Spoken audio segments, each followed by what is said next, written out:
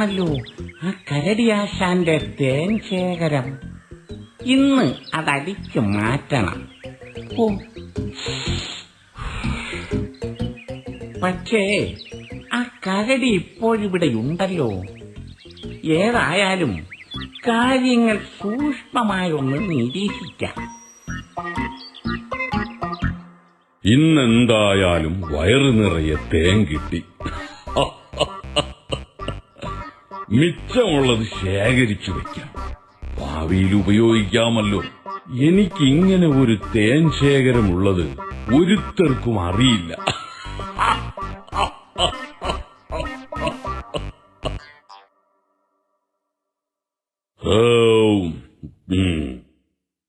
തെക്കേക്കുന്നിലെ കാട്ടാറിപ്പോയൊന്ന് മുങ്ങിക്കുളിച്ചു വരാം. എന്നിട്ടു വേണം ഒന്ന് സുഖമായി ഉറങ്ങാൻ.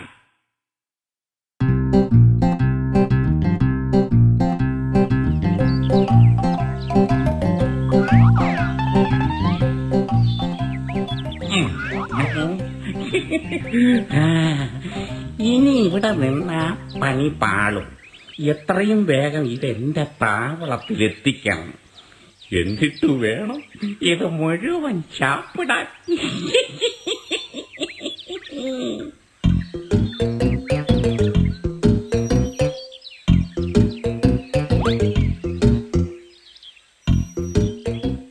എന്തായാലും ഇന്നത്തെ ദിവസം മോശമായില്ല. അല്ലെങ്കിലും മോഷണത്തിനിറങ്ങിയാൽ ഒറ്റ ദിവസം പോലും ഞാൻ വെറും കൈയോടെ മടങ്ങിയിട്ടില്ല. അയ്യോ, അന്നം ശേഖരിച്ചു വെക്കുന്നതിൽ ഒരു കഥയുമില്ല. അത് കട്ടെടുത്ത് കഴിക്കുന്നതിലാണ് ബുദ്ധിവൈഭവം.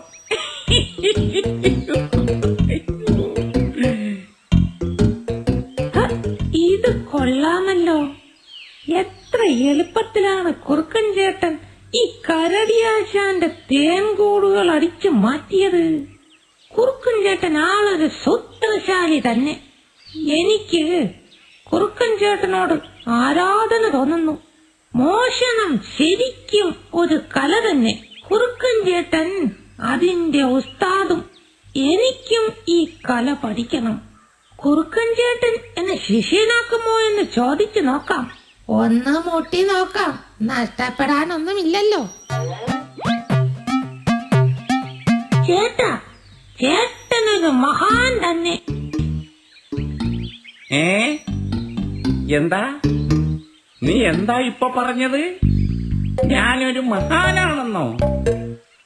ഇന്നോളം ആരും എന്നോടങ്ങനെ പറഞ്ഞിട്ടില്ല. നീ ഇങ്ങനെ പറയുന്നതിൽ എന്തെങ്കിലും ദുരുദ്ദേശമുണ്ടാകും. കളി എന്നോട് വേണ്ട. ചേട്ടാ, ഞാൻ കളിയാക്കി പറഞ്ഞതല്ല, സത്യമാ. എനിക്ക് ഒരു ദുരുദ്ദേശവുമില്ല. അല്ലറ ചില്ലറ മോഷണവും വെട്ടിപ്പും തട്ടിപ്പുമായി നടക്കുന്ന ഞാൻ മഹാനാണെന്നൊക്കെ പറഞ്ഞ ആരും വിശ്വസിക്കില്ല. എന്തെങ്കിലും തരികിട കാട്ടി എന്നെ കൊടുക്കാനാണ് നിന്റെ ഭാവമെങ്കിൽ ആ വെള്ളം അങ്ങ് വാങ്ങി വെച്ചേരെ. വേഗം സ്ഥലം കാലിയാക്കിക്കോ, അതാ നല്ലത്. ചേട്ടാ, ചേട്ടൻ എന്നെ തെറ്റിദ്ധരിക്കരുത് പ്ലീസ്. ഞാൻ ചേട്ടന്റെ ഒരു ഫാനാ. ചേട്ടൻ ഈ കലയിൽ ഒരു മഹാനാണ്. ഞാൻ സത്യമാണ് പറയുന്നത്.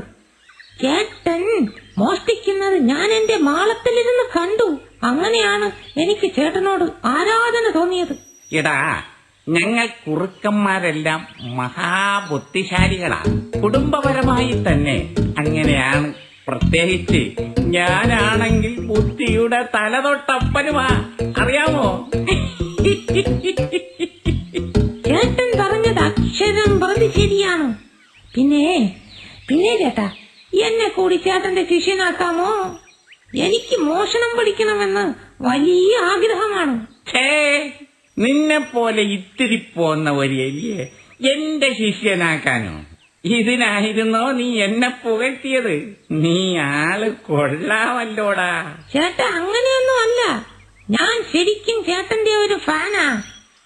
ചേട്ടൻ എന്നെ ശിഷ്യനാക്കണം പ്ലീസ്.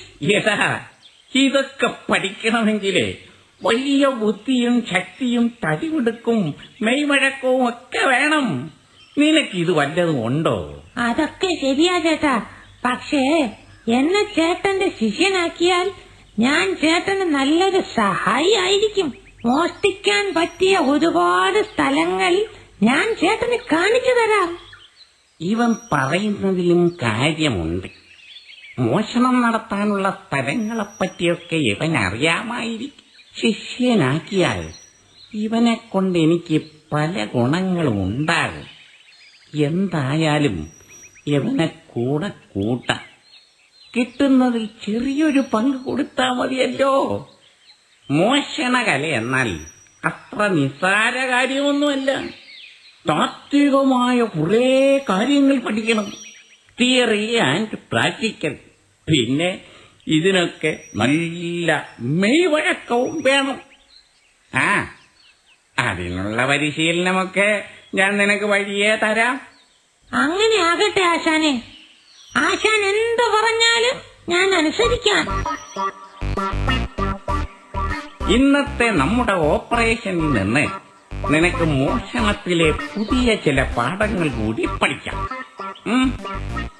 എല്ലാം ആശാൻ പറയുന്ന പോലെ. എന്റെ പഴയ ചില ഓപ്പറേഷൻസ് ഒക്കെ നീ ഒന്ന് കാണേണ്ടതായിരുന്നു. ഒരു ദിവസം ഞാൻ ഒരിടത്തൊരു കോഴിയെ മോഷ്ടിക്കാൻ പോയി. മനുഷ്യർ ധാരാളമുള്ള സ്ഥലം. ധീരനായി എനിക്കുണ്ടോ പേടി.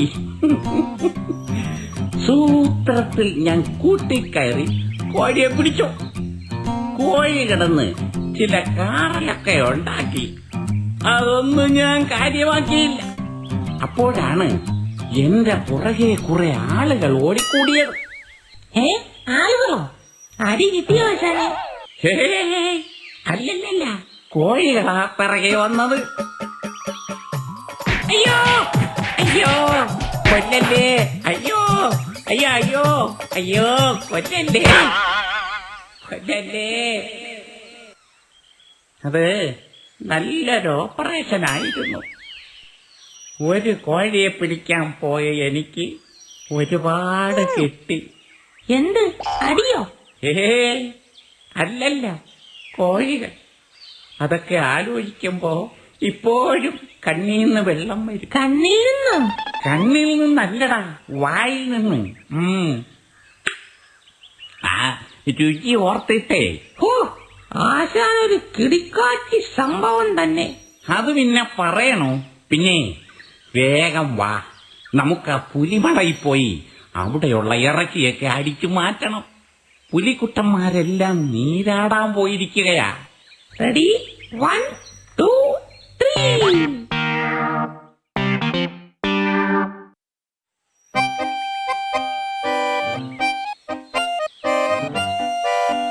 ഇന്നത്തെ ഓപ്പറേഷൻ വലിയ വിജയമായിരുന്നു. നല്ല ചൂടിറച്ചിയല്ലേ അടിച്ചു മാറ്റിയത്. ഇന്നത്തേത് ഒന്നാന്തരം ഒരു സദ്യ തന്നെയായിരുന്നു. ഈ പുലികളെല്ലാം ബുദ്ധിയില്ലാത്ത വർഗം തന്നെ അല്ലേ ആശാനെ? അല്ലെങ്കിൽ ഇറച്ചിയും വെച്ചിട്ട് എവിടെയെങ്കിലും പോകുമോ? മണ്ടന്മാർ കഴുതകളെപ്പോലെ പണിയെടുക്കും. എന്നെപ്പോലെ ബുദ്ധിമാന്മാർ മെയ്യനങ്ങാതെ ജീവിക്കും. ശരിയാ ആശാനെ. ബുദ്ധിമാന്മാർ ഭാഗ്യവാന്മാർ. എന്തുകൊണ്ടെന്നാൽ ഭൂലോകം അവർക്കുള്ളതാകുന്നു. ആമേൻ. ഇനി നമുക്ക് നാളത്തെ ഓപ്പറേഷനെ പറ്റി ചിന്തിക്കാം. അത് ഇന്നത്തെക്കാൾ ഭംഗിയാക്കണം. അതിനുള്ള വഴിയും ഞാൻ കണ്ടിട്ടുണ്ട്. ആശാനെ, ഏതാണ് ലൊക്കേഷൻ? ചുറ്റുപാടൊക്കെ ഞാൻ പോയി ഒന്ന് നോക്കിയിട്ട് വരാം. ലൊക്കേഷനൊക്കെ ഞാൻ പറഞ്ഞു തരാം. ശ്രദ്ധിച്ച് കേട്ടോളണം.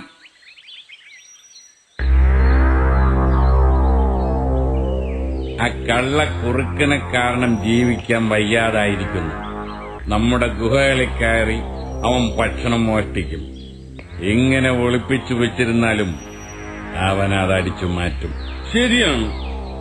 എന്റെ മടയിൽ നിന്നും അവൻ എത്ര തവണ മോഷണം നടത്തിയിട്ടുണ്ടെന്നോ? അവനെ ഒതുക്കിയില്ലെങ്കിൽ നമുക്കിവിടെ ജീവിക്കാൻ കഴിയാതെയാകും. കുറച്ചു ദിവസങ്ങൾക്ക് മുമ്പ് അവൻ എന്റെ വാലിൽ കുരുക്കിട്ട ശേഷം ഞാൻ പറിച്ച പഴങ്ങൾ മുഴുവൻ തട്ടിക്കൊണ്ടുപോയി. എനിക്കൊന്നും ചെയ്യാൻ പറ്റിയില്ല. എനിക്കും അവനെ കൊണ്ട് ശല്യമുണ്ടായിട്ടുണ്ട്. നമുക്കെല്ലാവർക്കും കൂടി സിംഹരാജാവിനോട് ചെന്ന് പരാതി പറയാം.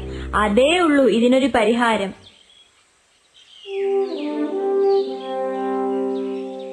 രാജാവേ, അവന്റെ മോഷണം എങ്ങനെയെങ്കിലും അവസാനിപ്പിച്ചു തരണം. ഞങ്ങൾക്ക് മറ്റൊരു വഴിയില്ല. അങ്ങ് ഞങ്ങളെ കൈവിടരുത്. നിങ്ങളുടെ ആവലാതികളും വിഷമങ്ങളും ഞാൻ മനസ്സിലാക്കുന്നു. പക്ഷേ ആ കള്ളക്കുറുക്കൻ നിങ്ങൾ പറഞ്ഞതുപോലെ തന്നെ മഹാസൂത്രശാലിയാണ്. എന്തെങ്കിലും ഒരു സൂത്രം പ്രയോഗിച്ച് അവനെ കീഴ്പ്പെടുത്താൻ കഴിയൂ. അതിനെക്കുറിച്ചാണ് നമ്മൾ ചിന്തിക്കേണ്ടത്. ഇന്ന് നമുക്ക് കുറച്ചു ദൂരെ പോകണം. ഇത് നല്ലൊരു ഓപ്പറേഷൻ ആയിരിക്കും. നമ്മുടെ ബുദ്ധിശക്തിയുടെ ഫലം കൊയ്യാൻ പോവുകയാണ്. ആശാന്റെ കൂടെ എന്തിനും ഞാനുണ്ട്. അങ്ങയുടെ ശിഷ്യനായിരിക്കുന്നത് ഒരു ഭാഗ്യം തന്നെയാണ്.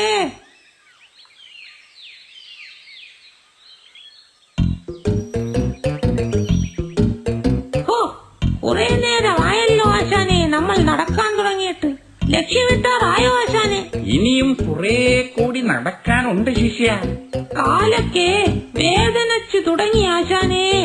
അതാണ് ഞാൻ ആദ്യമേ പറഞ്ഞത്. ഇതിനൊക്കെ നല്ല മെയ്വഴക്കം വേണമെന്ന്.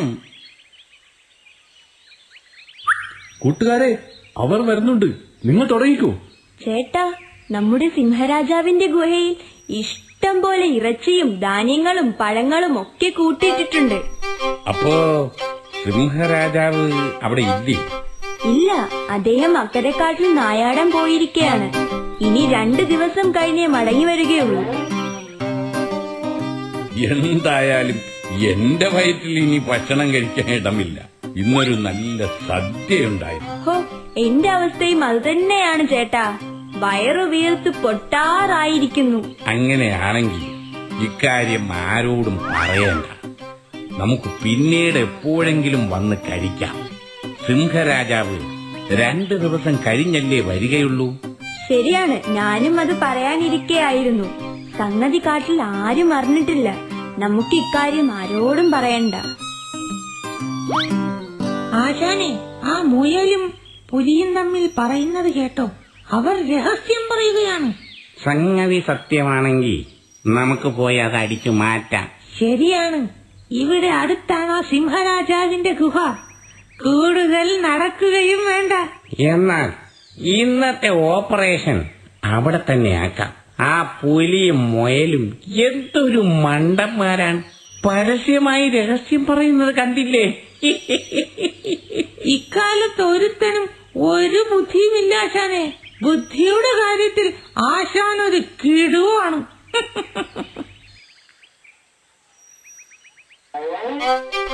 ആ, നീ പുറത്ത് കാവൽ നിന്നോ. ഞാൻ അകത്ത് പോയി ഓപ്പറേഷൻ തുടങ്ങാം. ശരി ആശാനെ, ഞാൻ ഇവിടെ നിന്നോളാം. എടാ, നിന്നെ ഞാൻ അയ്യോ, അയ്യോ, ആശാന്റെ വിളിയാണല്ലോ കേൾക്കുന്നത്. വല്ല അപകടവും പറ്റിയോ എന്തോ? അകത്തേക്ക് പോയി നോക്കണോ? അല്ലെങ്കിൽ വേണ്ട.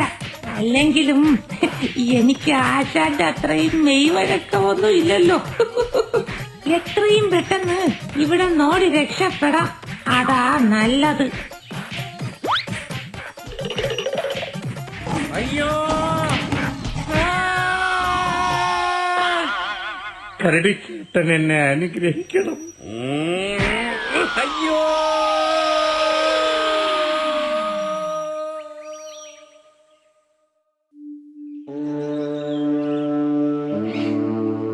ഒരു പാവം കഴുത വളരെ വിഷമത്തിൽ കാട്ടിലൂടെ ഏറെ നേരമായി നടന്നു വരികയായിരുന്നു. എനിക്കും ബുദ്ധി വരും, ഞാനും ബുദ്ധി നേടും. നോക്കിക്കോ. പാവം കഴുത അങ്ങനെ ദുഃഖത്തോടെ നടന്നു വരുമ്പോ മരച്ചുവട്ടിൽ വിശ്രമിക്കുന്ന ഒരു കുട്ടി സീബ്രയെ കാണാനിടയായി. ഏയ് കൂട്ടുകാരാ, ഒന്ന് എഴുന്നേറ്റേ. നല്ല ഉറക്കത്തിലായിരുന്നു കുട്ടി സീബ്ര. തന്നെ വിളിച്ചുണർത്തിയതിൽ കടുത്ത ദേഷ്യം തോന്നിയ സീബ്ര പക്ഷെ അതൊന്നും പ്രകടമാക്കാതെ പറഞ്ഞു,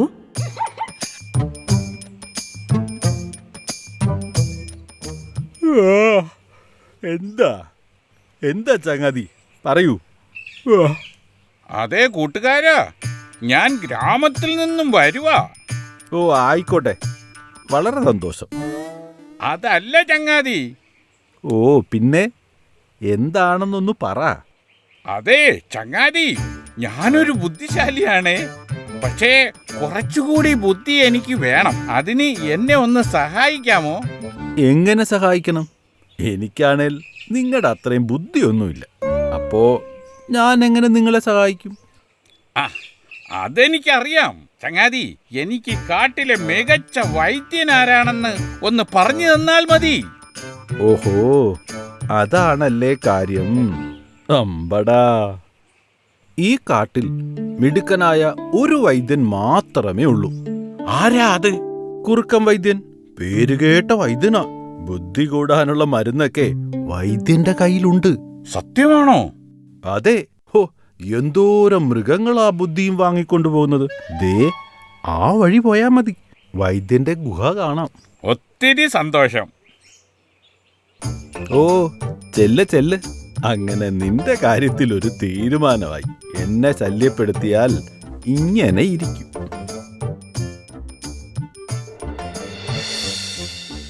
കുറുക്കൻ വൈദ്യൻ തന്റെ ഗുഹയുടെ ചുവട്ടിൽ ചിന്തയിൽ മുഴുകിയിരിക്കുകയായിരുന്നു.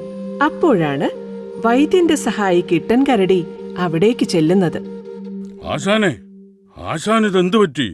ഒന്നും പറയണ്ടടോ, ഗുഹയുടെ പണി പകുതി ആയതേ ഉള്ളൂ. പുഴക്കരയിലെ ഉരുളൻ കല്ലുകൾ ഇനിയും കുറേ വേണ്ടി വരും. പണിക്കാണേ ആരും കിട്ടുന്നുമില്ല. ഞാൻ ആകെ വിഷമത്തിലാണ്. അതെന്തു പറ്റി ആശാനെ?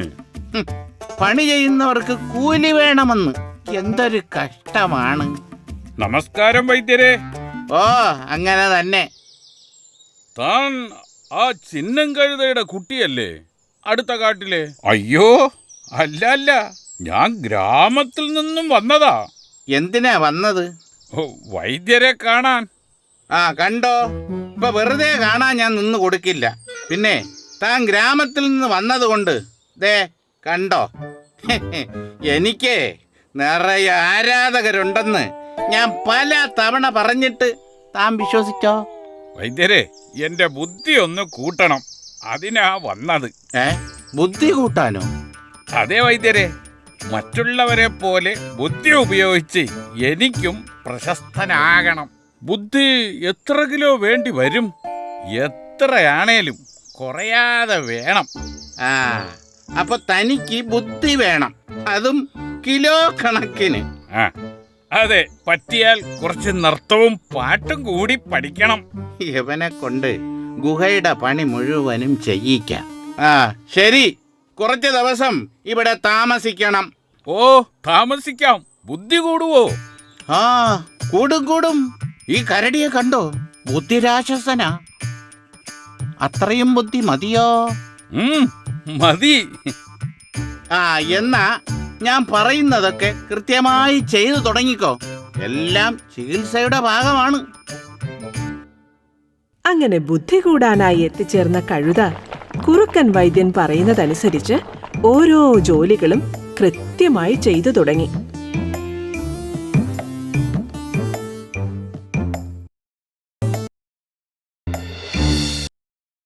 കുറച്ചു ദിവസങ്ങൾക്ക് ശേഷം ഒരു വൈകുന്നേരം ഓ അങ്ങനെ എൻ്റെ ഗുഹയുടെ ജോലികളെല്ലാം ആ മണ്ടൻ കഴുത ഉണ്ടായോണ്ട് കഴിഞ്ഞു. ഇനി ഈ പരിസരം ഒന്ന് വൃത്തിയാക്കണം. ആശാനെ, അലറണ്ട, എനിക്ക് കേക്കാം. പറഞ്ഞോളൂ. ആ കഴുതയുടെ ബുദ്ധി ഇപ്പൊ എത്ര കൂടി? ഇപ്പോ പകുതി കൂടി. കുറച്ചു കാലം കൊണ്ട് മുഴുവൻ കൂടും. എന്നെക്കാൾ ബുദ്ധി വെക്കുമോ? ഏയ്, അങ്ങനെ ഞാൻ ചെയ്യുമോ? നീയല്ലേ ഈ കാട്ടിലെ ബുദ്ധിരാക്ഷസൻ. വേഗം ചെന്ന് തേനെടുക്ക്. ആ കഴുതയെ കൊണ്ടുപോയി കുറച്ച് തടിയും കൂടി കൊണ്ടുവാ. ശരി ആശാനെ. ഇങ്ങനെ കുറച്ച് മണ്ടന്മാരുള്ളത് കൊണ്ട് ഞാൻ ഇങ്ങനെ ജീവിച്ചു പോകുന്നു.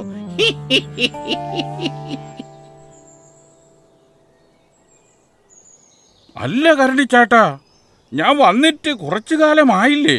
ഇനിയും ഒത്തിരി ഞാൻ കാത്തിരിക്കണോ ബുദ്ധി വയ്ക്കാൻ? പിന്നെ വേണം. നീ നടന്നോ, ഞാൻ തേനെടുത്തിട്ട് വരാം. ശരി അമ്മേ. ഇതൊക്കെയും മരച്ചില്ലയിൽ ഇരുന്നു കൊണ്ട് ഒരു പഞ്ചവർണ്ണ തത്ത കാണുന്നുണ്ടായിരുന്നു. തത്ത പതിയെ കഴുതയുടെ അടുത്തേക്ക് പറന്നിറങ്ങി പറഞ്ഞു, അല്ല, ഞാൻ നിങ്ങളെ കുറച്ചു കാലമായി കാണുന്നു. നിങ്ങൾ ഈ കാട്ടിലുള്ളതാണോ? ഏയ് അല്ല, ഞാൻ ഗ്രാമത്തിൽ നിന്നും വന്നതാ. എന്തിന്? കഴുതക്കുട്ടൻ താൻ കാട്ടിൽ വരുന്നതിനുള്ള കാരണം പഞ്ചവർണ്ണ തത്തയോട് വിശദമായി പറഞ്ഞുകൊടുത്തു. അത് കേട്ട് തത്ത ഉറക്കെ ഉറക്കെ ചിരിക്കാൻ തുടങ്ങി. നിങ്ങളൊരു മണ്ടൻ തന്നെ. എന്നെ മണ്ടനെന്ന് വിളിക്കരുത്. കുറച്ച് ദിവസം കൂടി കഴിഞ്ഞാൽ ഞാനാകും കാട്ടിലെ ഏറ്റവും ബുദ്ധിയുള്ള മൃഗം.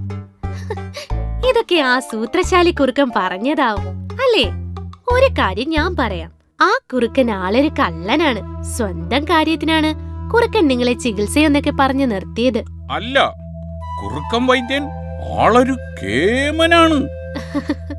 കുറുക്കൻ ഒരു പിശുക്കനാണ്. കൂലി കൊടുക്കാതെ കുറുക്കൻ തന്റെ ഗുഹയുടെ ജോലികൾ തീർത്തു. കഷ്ടം തന്നെ നിന്റെ കാര്യം. നിങ്ങൾ നുണ പറയുകയാ. കാട്ടിലെ ബുദ്ധിജീവി കരടിച്ചേട്ടനാണ്. കരടിച്ചേട്ടനേക്കാൾ ബുദ്ധി വൈദ്യൻ എനിക്ക് വാങ്ങി തരും. എടാ മണ്ട, നിന്നെ കുറുക്കൻ പറ്റിച്ചതാ. ഞാൻ തെളിയിച്ചു തരാം. എന്റെ ഒപ്പം വാ. കഴുതയും തത്തയും കൂടി കരടിയുടെ അടുത്തേക്ക് നടന്നു. കരടി ചേട്ടാ, എന്താ തത്തപ്പെണ്ണേ? നിങ്ങൾ എങ്ങനെയാണ് വൈദ്യന്റെ കുടത്തിലേക്ക് ഈ തേനൊഴിക്കുന്നത്? ഇത് മുഴുവനും പുറത്തേക്ക് പോവില്ലേ? ഏയ്, ഒരിക്കലുമില്ല. ഈ കുടത്തിൽ നിന്നും ഞാൻ പതിയെ ആശാന്റെ വലിയ കുടത്തിലേക്ക് ഇതുപോലെ കമഴ്ത്തി അങ്ങ് ഒഴിക്കും. ഇപ്പൊ മനസ്സിലായി. നിനക്ക് മനസ്സിലായോ? മനസ്സിലായി. ഇപ്പൊ എല്ലാം മനസ്സിലായി. ശരി കരടി ചേട്ടാ, നന്ദിയുണ്ട്. ആ, എന്നാ ശരി. മണ്ടന്മാരുടെ ഓരോരോ സംശയങ്ങളെ. ആ മണ്ടന് ഇതുവരെ തേൻ നിലത്ത് പോയതുപോലെ മനസ്സിലായില്ല. കണ്ടോ നീ? ശരിയാണ്. എന്നെ ആ കള്ളക്കുറുക്കൻ പറ്റിച്ചു. അത് സാരമില്ല. നീ എല്ലാവരെയും വിശ്വസിക്കുന്ന ഒരാളാണ്. അതാണ് പ്രശ്നം. ഇനി ഞാൻ എന്താ ചെയ്യേണ്ടത്? നിങ്ങൾ നന്നായി ജോലി ചെയ്യുന്നവരാണ്. അത് തന്നെയാണ് നിങ്ങളുടെ കഴിവ്. അതാദ്യം മനസ്സിലാക്കണം. ആ, എനിക്ക് മനസ്സിലായി. എന്റെ തെറ്റ് ഞാൻ തിരിച്ചറിഞ്ഞു. മിടുക്കൻ. ഓരോ ജീവിക്കും ഓരോ കഴിവുണ്ട്. ആടാൻ കുയിലുണ്ട്, ആടാൻ മയിലുണ്ട്, നീന്താൻ മീനുണ്ട്, അതുപോലെ പറക്കാൻ പക്ഷിയുണ്ട്. നമ്മൾ നമ്മുടെ കഴിവുകൾ കണ്ടെത്തി അതിനെ വളർത്താനാണ് ശ്രമിക്കേണ്ടത്. മനസ്സിലായോ? മനസ്സിലായി. ശരി, ചെന്ന് കുറുക്കനോട് കൂലി വാങ്ങി വാ. ജോലി ചെയ്താൽ കൂലി ചോദിച്ചു വാങ്ങിക്കണം. തത്തയുടെ വാക്കുകൾ കേട്ട കഴുത കുറുക്കന്റെ അടുത്തേക്ക് നടന്നു.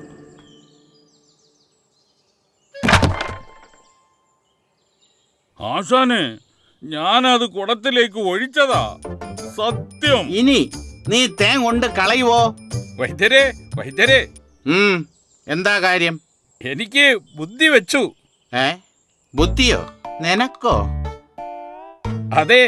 ഇല്ല, കുറച്ചു കാലം കൂടി കഴിഞ്ഞേ ബുദ്ധി വരൂ. അല്ല വൈദ്യരെ, എനിക്ക് ബുദ്ധി വെച്ചു. സംശയമുണ്ടോ? ഉണ്ട്. ശരി, ഞാൻ ഇതുവരെ പണി ചെയ്തതിന്റെ കൂലി എനിക്ക് തരണം. യവന് ശരിക്കും ബുദ്ധി വെച്ചല്ലോ. കൂലിയോ? എന്ത് കൂലി? അതെ, കൂലി. തന്നില്ലേൽ ഞാൻ സിംഹരാജന്റെ അടുത്ത് പരാതി കൊടുക്കും. അയ്യോ, അങ്ങനെ ഒന്നും ചെയ്യണ്ട. കൂലിയല്ലേ, ഞാൻ തരാം. അങ്ങനെ കൗശലക്കാരനായ കുറുക്കനിൽ നിന്നും കൂലിയും വാങ്ങി കഴുത അവിടെ നിന്നും ഇറങ്ങി. താൻ വലിയൊരു കെണിയിലായിരുന്നു ചെന്നുപെട്ടതെന്ന് തിരിച്ചറിഞ്ഞ കഴുത തന്റെ ജീവിതം പഠിപ്പിച്ച അറിവുകളുമായി പതിയെ ഗ്രാമത്തിലേക്ക് തന്നെ മടങ്ങി. മഞ്ചാടിക്കാട്ടിൽ ഒരു വൃദ്ധനായ സിംഹരാജൻ ഉണ്ടായിരുന്നു. അലസനായ സിംഹരാജൻ തന്റെ ഗുഹയുടെ മുന്നിലെ ആൽമരത്തിനു ചുവട്ടിൽ വിശ്രമിക്കുന്ന നേരം അവിടേക്ക് അതാ വരുന്നു മന്ത്രിയായ പുലി. അല്ലയോ രാജൻ, അങ്ങയ്ക്ക് വേണ്ടി ഇന്ന് ഞാൻ ഈ കാട് മുഴുവൻ പരതിയിട്ടാണ് ഒരു മാനെ കിട്ടിയത്. ആഹാ, എന്നിട്ടെവിടെ മാൻ? കൊണ്ടുവരൂ, നമുക്ക് നന്നായി വിശക്കുന്നു. ഉത്തരവ് പോലെ രാജൻ. രാജാവേ, അങ്ങയുടെ ആരോഗ്യനില വളരെ മോശം അവസ്ഥയിലൂടെയാണ് പോകുന്നത്. അതേ മന്ത്രി, ഞാൻ അത് തന്നെയായിരുന്നു ഇന്ന് മൊത്തം ആലോചിച്ചത്. നാം വൃദ്ധനായി തുടങ്ങിയല്ലേ. എനിക്ക് യുവത്വം വേണം മന്ത്രി. ഹേയ്, വിഷമിക്കേണ്ട രാജാവേ. അങ്ങയുടെ പ്രായത്തിന്റെ പ്രശ്നം പരിഹരിക്കാൻ പറ്റിയ ഒരു വൈദ്യൻ കാട്ടിൽ വന്നിട്ടുണ്ട്. അങ്ങയുടെ യുവത്വം തിരിച്ചു വരും. ഞാൻ വേണേൽ ആ വൈദ്യനെ കൂട്ടിക്കൊണ്ടുവരാം. ഓഹോ, അങ്ങനെയാണ്. എന്നാൽ ഉടനെ കൂട്ടിക്കൊണ്ടുവരൂ. നാം ഒന്ന് ഗർജിച്ചിട്ട് കാലങ്ങളാകുന്നു. ശരി, ഞാൻ ഉടൻ കൊണ്ടുവരാം രാജൻ. ഹോ, ഈ വൃദ്ധസിംഹത്തിന് വേണ്ടി പണിയെടുത്തു മടുത്തു. മാനിറച്ചിയെ കഴിക്കൂ. എങ്ങനെയെങ്കിലും ഈ കിഴവനെ യുവാവാക്കിയിട്ട് വേണം എനിക്കൊന്ന് വിശ്രമിക്കാൻ. അങ്ങനെ പുലി കുറുക്കൻ വൈദ്യന്റെ വൈദ്യശാല ലക്ഷ്യം വെച്ച് നടന്നു.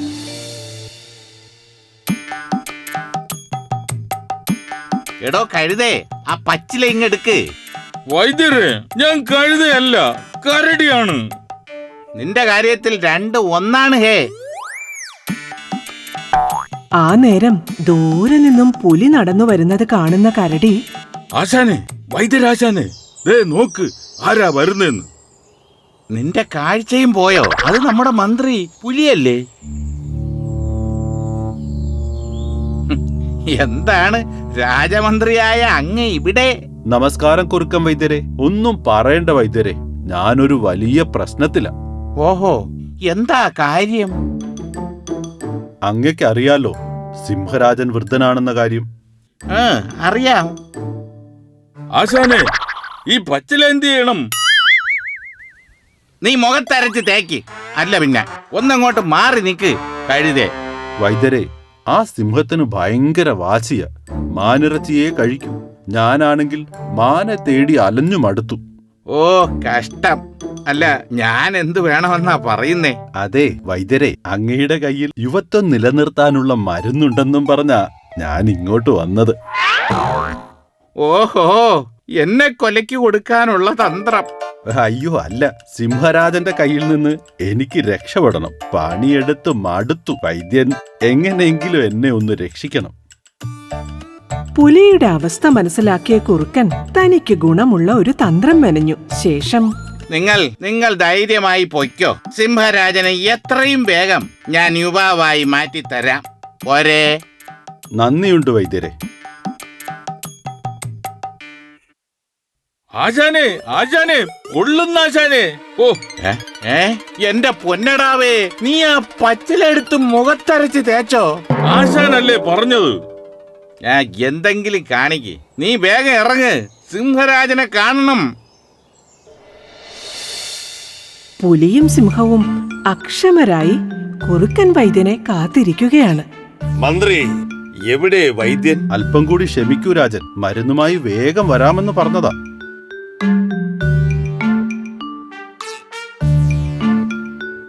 ദേ രാജൻ, നോക്ക്, വൈദ്യൻ വരുന്നു.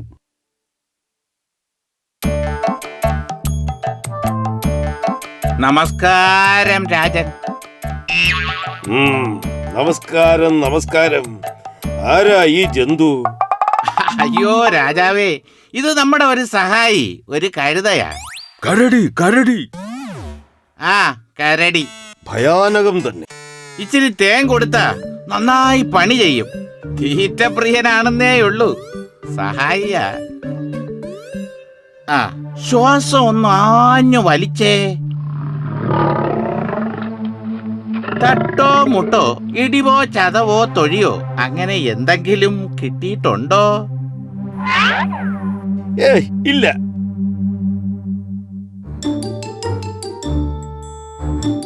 ആ ആ ആ കണ്ണിനൊരു വിളർച്ചയുണ്ട്. ഉണ്ടോ? ആ, പേടിക്കണ്ട. അതിനൊക്കെ ഉള്ള മരുന്ന് എന്റെ കയ്യിലുണ്ട്.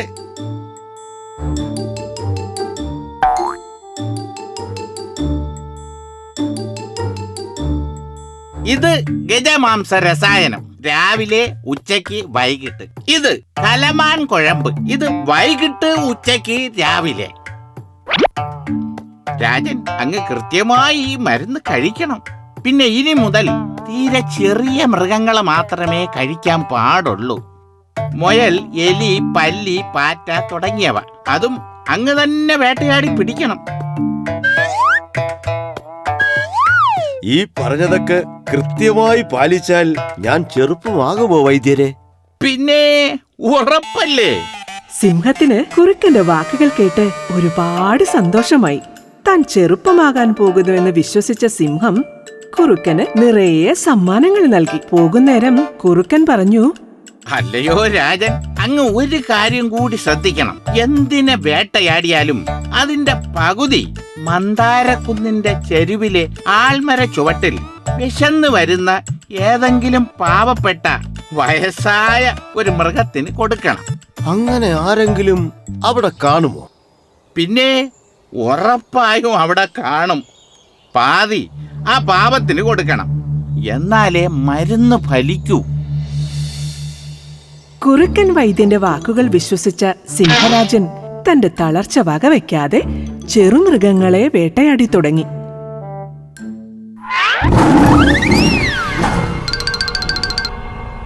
സിംഹരാജൻ കുന്നിന്റെ ചെരുവിലെ ആൽമര ചുവട്ടിലേക്ക് നടന്നു. അവിടെ വിശന്ന് തളർന്നൊരു വൃദ്ധ കുറുക്കനെ സിംഹം കണ്ടു.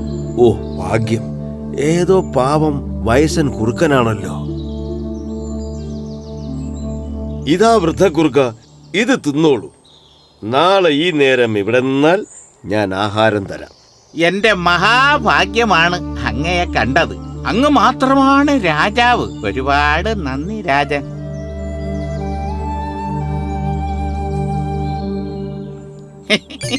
മണ്ടൻ രാജൻ, എന്നും ഇങ്ങനെ ആയ എന്റെ കാര്യം കുശാലി.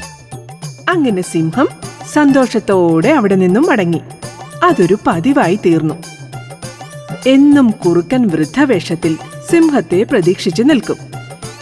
സിംഹരാജന്റെ പ്രവൃത്തി ദിനം പ്രതി കൂടുന്നത് ചെറുമൃഗങ്ങൾക്കിടയിൽ കടുത്ത ഭയമുണ്ടാക്കി തുടങ്ങി. അങ്ങനെ ഒരു ദിവസം, നമ്മളിനി എന്ത് ചെയ്യും? നമ്മുടെ വംശം നശിക്കും. അതെ, ഒരു വഴി കണ്ടെത്തണം. എന്ത് വഴി? കാട് വിട്ട് നാട്ടിലേക്ക് പോകണമെന്ന് വെച്ചാ മനുഷ്യർ പിടിക്കും. ഇവിടെ നിന്നാൽ ആ കിഴവൻ സിംഹം പിടിക്കും. ശരിയാണ്, കാട് മുഴുവൻ കാവലുണ്ട്. നമുക്ക് എങ്ങോട്ടും പോകാൻ പറ്റില്ല. നമ്മൾ ഇങ്ങനെ തീരാനാണോ ജനിച്ചത്? അല്ല, പക്ഷെ നമ്മൾ എന്ത് ചെയ്യും? ഇതിന്റെയൊക്കെ പിന്നിൽ ആ കുറുക്കൻ വൈദ്യനാണ്. അങ്ങനെയാണെങ്കിൽ ഒരു വഴിയുണ്ട്. എന്ത് വഴി? വൈദ്യന്റെ സഹായില്ലേ ആ കരടി. അവനൊരു മണ്ടനാണ്, മാത്രമല്ല ഒരു തേൻ കൊതിയനുമാണ്. നമുക്ക് അതൊരു മാർഗമാക്കിക്കൂടെ? ശരിയാ, വാ, നീ തേൻ കയ്യിൽ കരുതിക്കോ. അങ്ങനെ കൂട്ടത്തിലൊരു മുയലും എലിയും കൂടി കരടിയെ തേടി നടന്നു.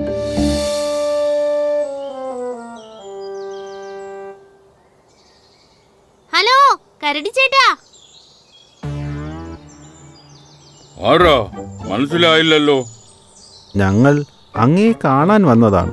എന്റെയോ? എന്തിന്? അങ്ങീ കാട്ടിലെ താരമല്ലേ, അതുകൊണ്ട് ചെറിയൊരു സമ്മാനം തരാനായി വന്നതാ. സമ്മാനമോ? എന്ത് സമ്മാനം?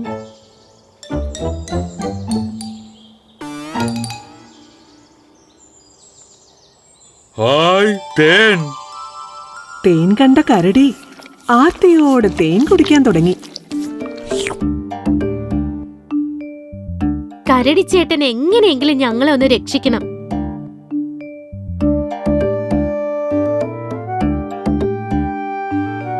ഓഹോ, അപ്പോ അങ്ങനെയാണോ കാര്യങ്ങൾ? ചേട്ടൻ ഞങ്ങളെ സഹായിച്ചാൽ നമ്മൾ ഇനിയും തേൻ കൊണ്ടുതരാം. എങ്കിൽ ആ കാര്യം ഞാൻ ഏറ്റു. നമ്മൾക്ക് ഇപ്പോ തന്നെ സിംഹരാജനെ കണ്ട് കാര്യങ്ങൾ ബോധ്യപ്പെടുത്താം.